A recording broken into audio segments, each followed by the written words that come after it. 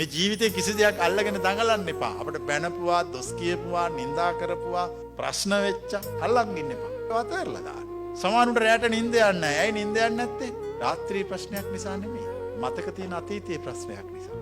රැට මතක් වෙනවා අරුගෙන් ගුටි කාපුවා මූට ගහපුවා. එක්ක නැති වෙච්ච එක්ක ලැබිච්ච. සමහර මිනිස්සු රැ එළි වෙනකන් ඒව කල්පනා කර කර ඉන්නවා.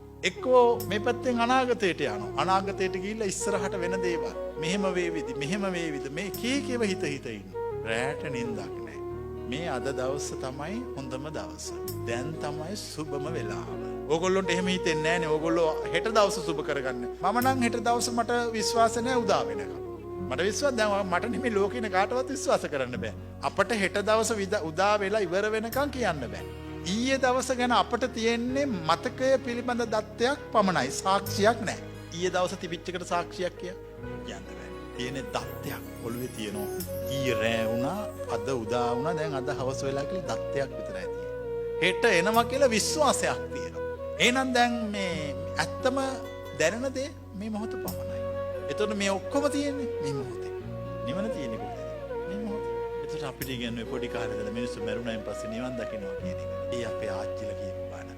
කිසිම මිනිහෙක් මරණයෙන් පස්සේ නිවන් දකින්නේ නැහැ. නිවන් දකින්නේ වර්තමානයේ. දැන් නිවන් දකින්නේ. දැන් තමයි දිව්‍ය ලෝකය. සමහරු පින් කරනවනේ ලබන ආත්මේ ටිකට් එක ගන්න.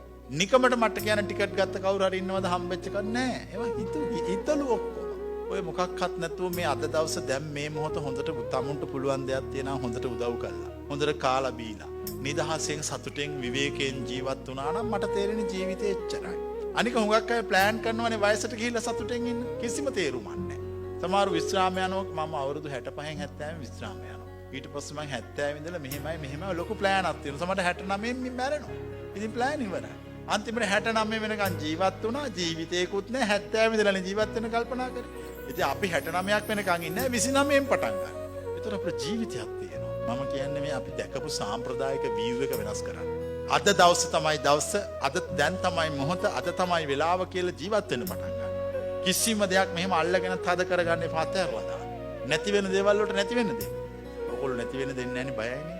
කිසිම දෙයක් මිනිස්සෙකුට අහිමි වෙන්නේ නැහැ. මට තේරෙන්නේ මිනිස්සෙකුට අයිති දේවල් ටිකක් කොහොමද තියෙනවා. ඒ ටිකේ මිනිස්සෙක් කැමති වුණත් අකමැති වුණත් ජීවිතේ ටික තියෙනවා. ඔයගොල්ලන්ට මේ වයස යනකොට තේරෙන්නේ.